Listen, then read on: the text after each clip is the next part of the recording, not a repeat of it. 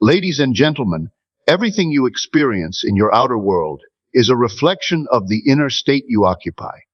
If you desire someone to pursue you, to think of you, to be irresistibly drawn to you, the first and most important change must take place in consciousness, not in action. The invisible is the cause, the visible is the effect. Most people exhaust themselves trying to alter the effect, manipulating circumstances, chasing after the object of their desire, pleading for attention or affection. But that is moving from a place of lack, and lack only reproduces itself. If you want someone to chase you, you must first be the one who is chased in the unseen realm, in imagination, in feeling, in the deep conviction that it is already so. Everything you see, hear, and touch in the world around you is nothing more than a mirror reflecting the state you occupy within yourself. Life is not happening to you from the outside, it is flowing from you. Your thoughts, your feelings, your assumptions, these are the seeds planted in the fertile soil of consciousness, and the world is simply showing you the harvest. Most people believe that circumstances create their inner state, but the truth is exactly the opposite. Your inner state determines the circumstances you encounter. If you wake in the morning feeling unwanted, overlooked, or forgotten, the world will obediently present you with situations and interactions that match that mood. If, on the other hand, you awaken in the conviction that you are loved, sought after, and valued, the world will bend itself to confirm that conviction. This is not a matter of forcing people or manipulating events. It is the outworking of a law that cannot be broken. The outer world is powerless to originate anything. It can only echo what is already alive within you. This is why it is useless to chase after what you want in the outer realm while remaining in a state of lack within. You may speak the right words, take the right actions, and appear confident. But if inside you carry the vibration of being unwanted, the response you receive will betray that inner feeling. People are far more sensitive to your inner atmosphere than to anything you say or do outwardly. Without consciously realizing it, they read the signal you are broadcasting from within, and they respond accordingly. If that signal says, "I am not enough," or "I am in need," they will retreat, hesitate, or fail to notice you entirely. But when you inhabit the inner state of someone who is already desired, the signal you send is completely different. You no longer ask, "Will they want me?"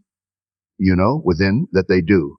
You no longer try to prove your worth or earn their attention. You radiate the certainty that their attention is already yours. And the outer world, like a faithful servant, reflects this without fail. To understand this is to see that all change begins within. The outer circumstances, the people you meet, the opportunities that appear, these are not independent forces. They are projections shaped by the lens of your own consciousness. If the image you are projecting does not please you, the place to adjust it is in your inner state. Imagine a photographer trying to fix a blurred picture by pressing on the photograph itself. No amount of rubbing or altering the paper will improve the image. The only way to change the photograph is to adjust the lens, the focus, the lighting before the image is captured. In the same way, the only way to alter the world around you is to shift the state from which it emerges. This is why your inner world must take priority.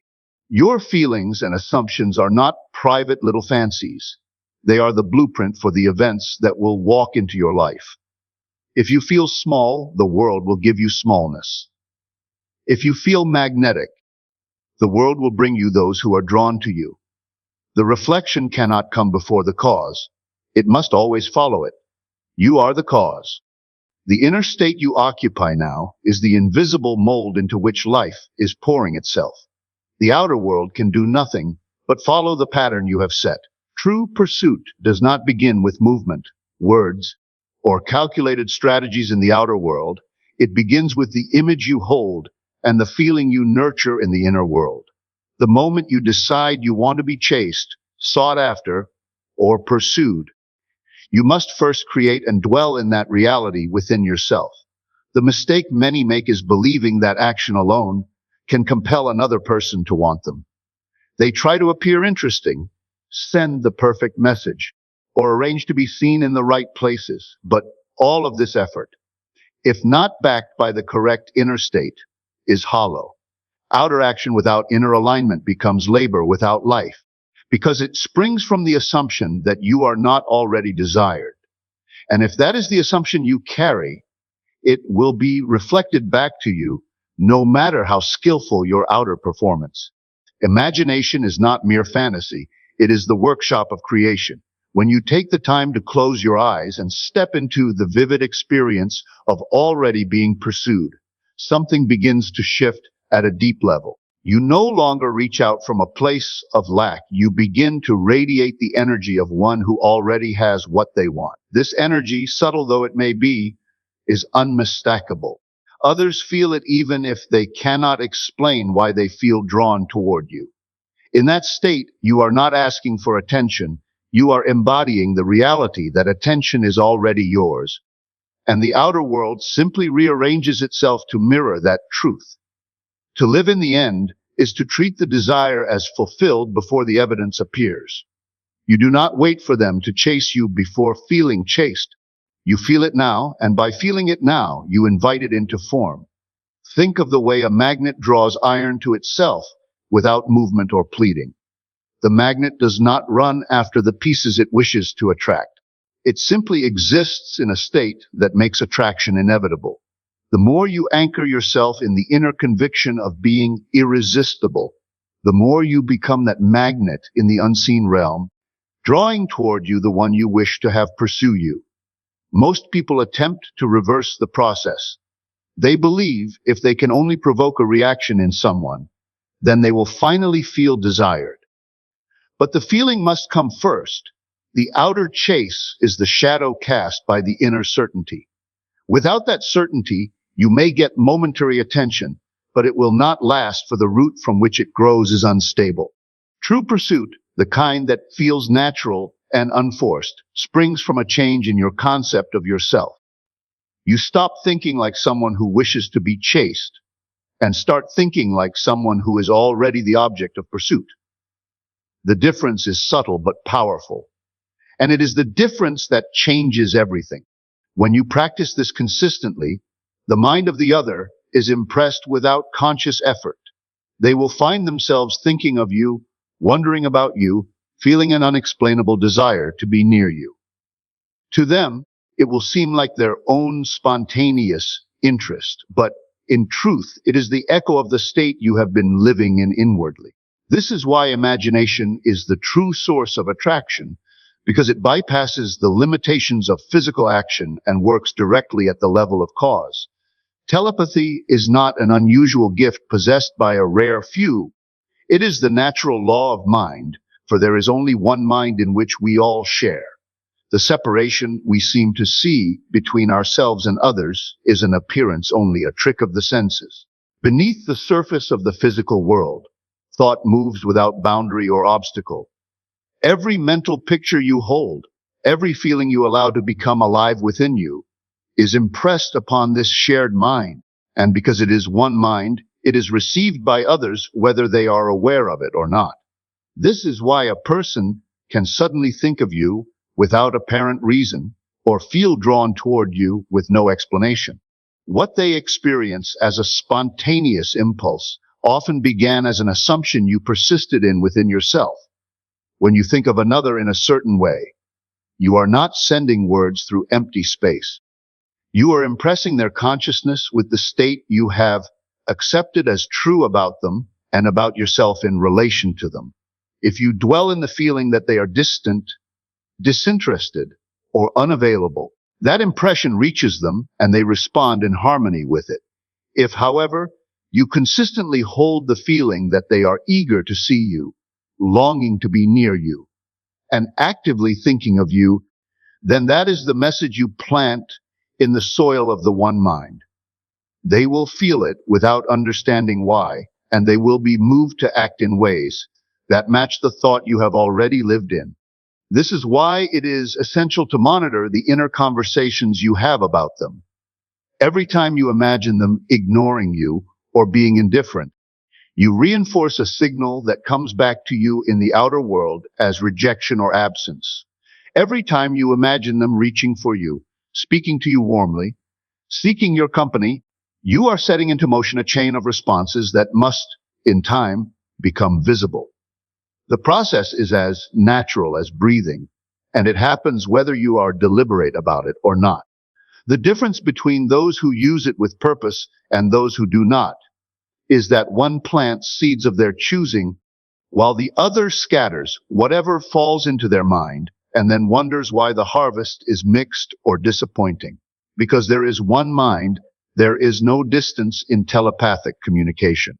Whether they are across the room or across the world, the connection is the same. It is not hindered by miles or by silence. The unseen link remains constant, and it is your state that determines what travels across it. If you persist in the inner state of being wanted and pursued, you will find that they receive this as their own natural inclination. They will feel compelled to come toward you, thinking it is entirely their choice, unaware that the cause was planted in the quiet garden of your inner world. The law of mind does not require force, and it does not operate by chance. It is precise, and it responds only to what is impressed upon it with feeling. A passing thought without emotion is like a seed cast on stone. It does not take root. But a thought wrapped in the living feeling of its reality sinks deep into the shared mind and begins to grow, unseen at first, then breaking through into events, circumstances, and encounters. By understanding that telepathy is simply the movement of ideas through the one mind we all share, you can see why no word need be spoken and no outer effort made to produce the effect you desire. The cause is always within, and the channel is always open. The conversations you have within yourself are the most powerful dialogues you will ever hold, for they are not limited to your own mind. They are received in the consciousness of others and shape how they feel and act toward you. Every image you form and every word you speak inwardly is a seed sown into the shared field of mind. These seeds, once accepted by feeling, begin to take root and produce their corresponding effects in the outer world. If you want someone to chase you, to feel drawn toward you with a natural desire, you must begin by engaging with them in the unseen through your inner speech. This is not idle daydreaming or wishful thinking. It is the deliberate use of the creative power you possess to impress upon their mind the reality you want them to live. When you imagine them calling your name, looking for you, smiling at you, or asking to see you, you are forming a pattern in consciousness. That pattern, if held with persistence, is felt by them as their own thought, their own idea, their own sudden urge to connect with you. They will never know that what they are experiencing was first planted in your mind, for to them it will seem to arise naturally from within themselves. But the truth is that your inner conversations are continually reaching them, influencing them, and shaping their behavior. Most people allow their inner speech to run unchecked, and as a result, they send mixed and often contradictory messages. One moment they imagine being pursued and loved, and the next they imagine being ignored or abandoned. These conflicting signals cancel each other out, creating confusion in the mind of the other person and producing equally confused results in the outer world. If you wish to see clarity in their pursuit of you, there must first be clarity in your inner dialogue. Every word you speak inwardly about them must match the outcome you desire, and you must refuse to entertain any thought or image that contradicts it. It is not enough to merely visualize. You must feel the scene as though it were unfolding in this very moment. When you hear their voice in your imagination, let it carry the warmth, urgency, or affection you want them to express. When you picture them looking for you, let yourself feel the excitement of being wanted. This feeling is the life of the seed, the force that drives the image into the deep soil of the one mind, where it will inevitably grow. Without the feeling, the image remains weak and unconvincing, and the telepathic impression it leaves is faint. The mind of another is not closed to you, for there is no real separation between minds. The thoughts you hold with intensity are not confined within your own skull. They radiate outward through the invisible connection that links all of us. This is why people can suddenly think of you at the exact moment you are thinking of them, or feel drawn to reach out without any logical reason. They are responding to the signal you have been broadcasting in the form of your inner conversations. To use this consciously is to take control of the cause rather than reacting to the effect. Instead of waiting for them to make the first move so you can finally feel desired, you make the inner move first and allow that state to call them toward you. You step into the role of being already wanted, already pursued, and you let that certainty color every silent exchange you have with them in your imagination.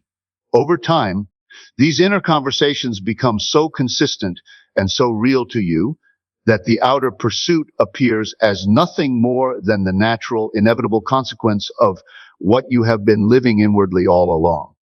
Persistence in the unseen is the difference between fleeting results and inevitable ones. Many begin with enthusiasm, imagining the outcome they want, feeling it for a moment, and then letting doubt or impatience take over when nothing seems to change immediately. They plant the seed but fail to water it, and then they wonder why the harvest never comes. The unseen world of imagination is the true field in which all creation takes place, and it requires steady attention.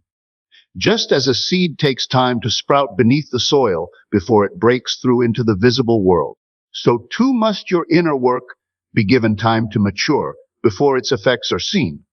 If you abandon it too soon, you interrupt the process and deprive yourself of the result you were already in the process of calling forth.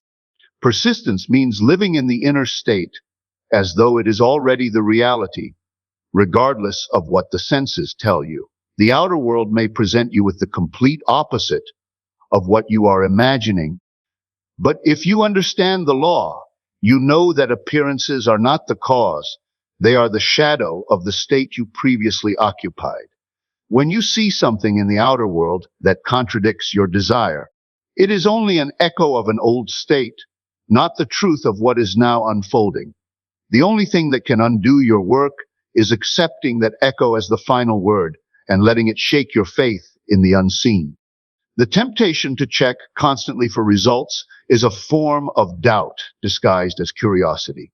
Every time you look outward to see if it's happening yet, you are silently affirming that it has not happened. This keeps you locked in the state of waiting rather than the state of having. Persistence requires that you turn your attention inward again and again, returning to the inner scene and feeling it as though it is the most natural thing in the world. You occupy it so fully that you lose interest in whether it has appeared yet, because in your consciousness, it already has.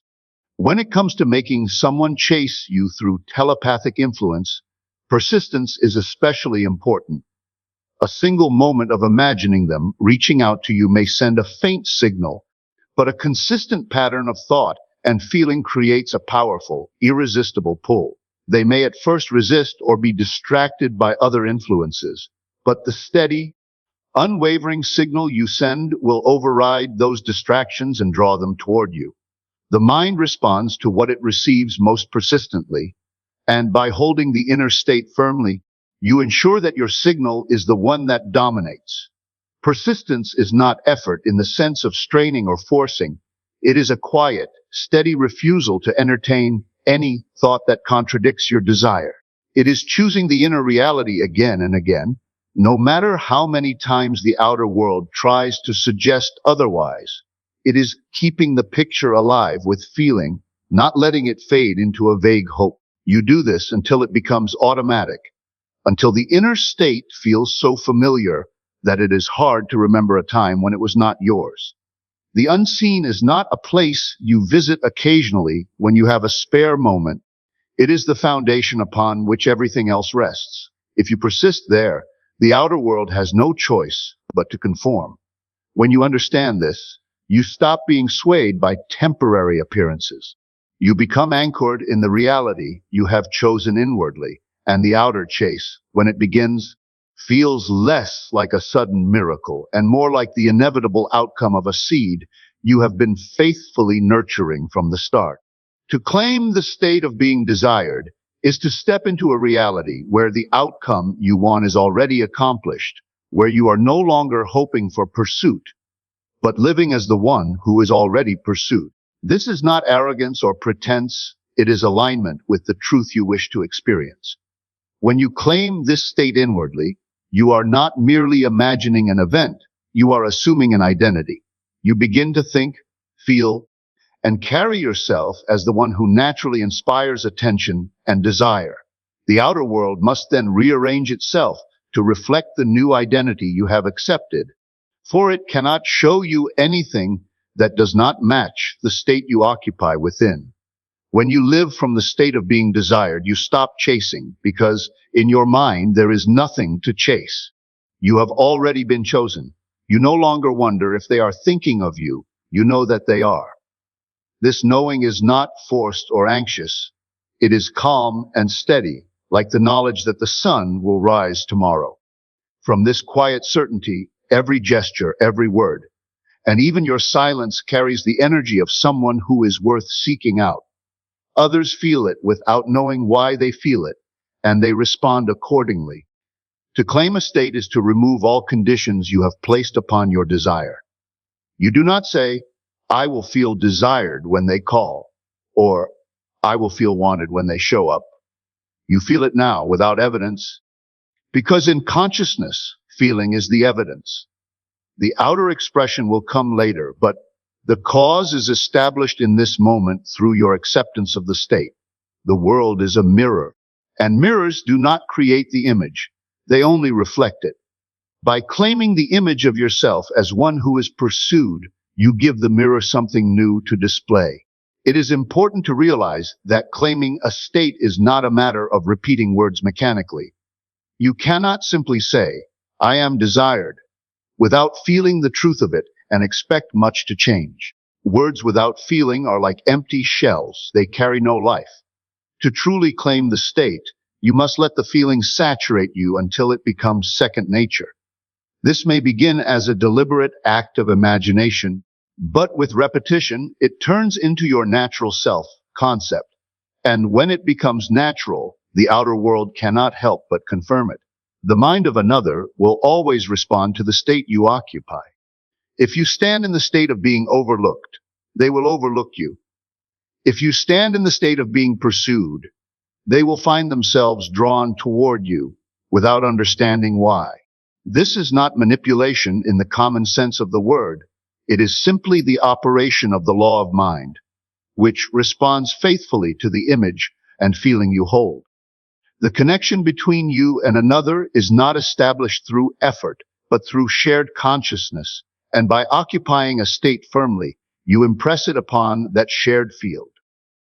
When you claim the state of being desired, the outer chase becomes inevitable because it is already true within. You are no longer waiting to become magnetic. You are magnetic. You are no longer waiting to be wanted. You are wanted. In the unseen, you have already received what you sought, and so the seen must follow.